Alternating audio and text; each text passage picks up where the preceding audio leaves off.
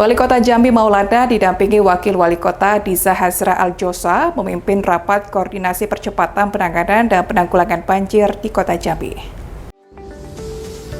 Maulana mengatakan rakor tersebut bertujuan untuk menetapkan strategi dan langkah-langkah konkret penanggulangan banjir secara bertahap di Kota Jambi.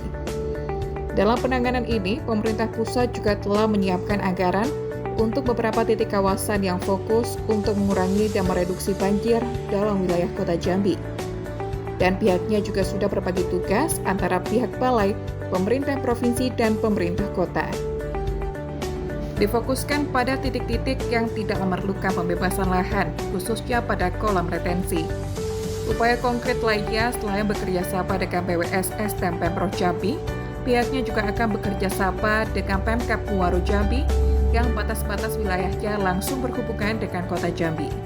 Ini alhamdulillah dari pagi tadi kami melakukan rapat koordinasi penanggulangan banjir di Kota Jambi secara menyeluruh. Saya, Wakil Wali Kota, semua OPD terkait di pemerintah kota bersama Kepala Balai dan timnya, serta Kadis Provinsi, terutama dihadiri oleh Pak Kabid SDA.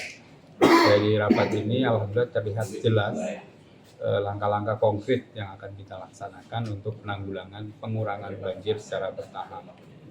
Dan alhamdulillah pemerintah pusat sudah mengalokasikan anggaran untuk beberapa titik kawasan yang memang fokus mengurangi, mereduksi banjir di kawasan-kawasan di Kota Jambi. Kami sudah berbagi tugas, balai akan mengerjakan apa, provinsi apa, dan kota apa. Prinsip kita harus melakukan akselerasi percepatan.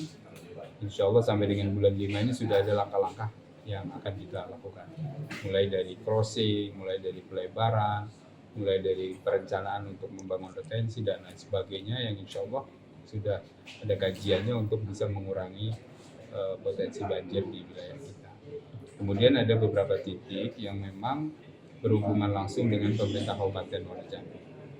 Kami akan berkirim surat kepada Pak Bupati, tembusan Pak Gubernur akan dibuat rapat koordinasi lintas kabupaten kota untuk menyelesaikan bersama. Karena banjir ini dari hulu ke hilir harus selesai. Di kotanya saja selesaikan, di atasnya, di lanjutannya mengalami stagnasi, tetap akan menimbulkan banjir.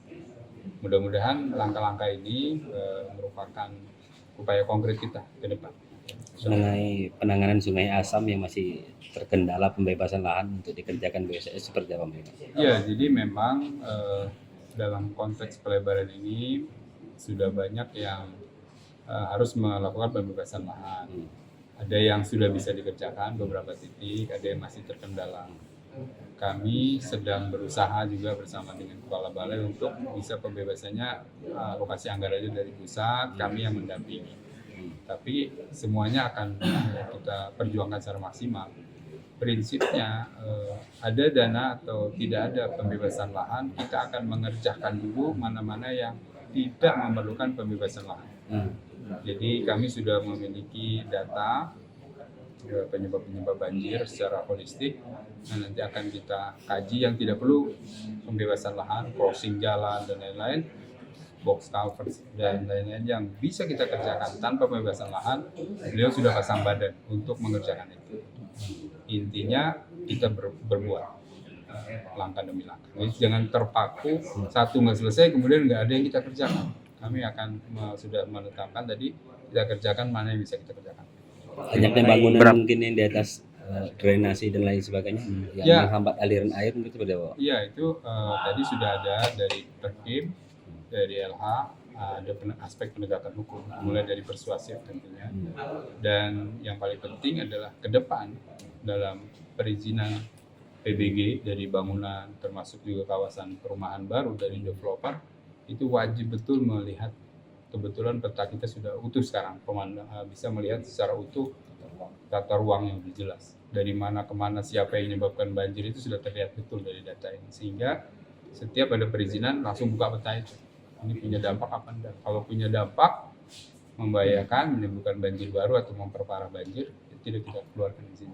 Itu sudah. Mengenai JBC Pak gimana Pak? JBC memang di situ butuh dibangun retensi sesuai dengan kesepakatan awal dari AMDAL-nya. Jadi kami pemerintah kota akan mengeluarkan surat kepada pihak JBC untuk melakukan pembangunan sesuai dengan AMDAL awal yang sudah dibuat. Dan tentu ini juga berkoordinasi dengan Pak Gubernur. Dari pemerintah provinsi sudah juga melakukan kegiatan untuk mengurangi dampak di situ, normalisasi dan sebagainya, menggunakan anggaran provinsi juga dengan pergeseran anggaran dan lain-lain. Jadi prinsipnya memang kita sudah berkomitmen bersama, sudah duduk bareng, kolaborasi antara provinsi, pusat, dan kami untuk berbuat menyelesaikan banjir ini. Untuk kolam retensi mungkin gimana Pak yang untuk kota? Ya, kolam retensi ada kajian yang penting dari Kepala Balai karena memperhatikan peta kontur dan seberapa besar manfaatnya untuk reduksi banjir. Sehingga masih dikaji posisi yang paling tepat. Ada yang tepat, tapi proses pembebasan lahannya belum saat ini. Tapi tahapan ke sana harus terus dilakukan.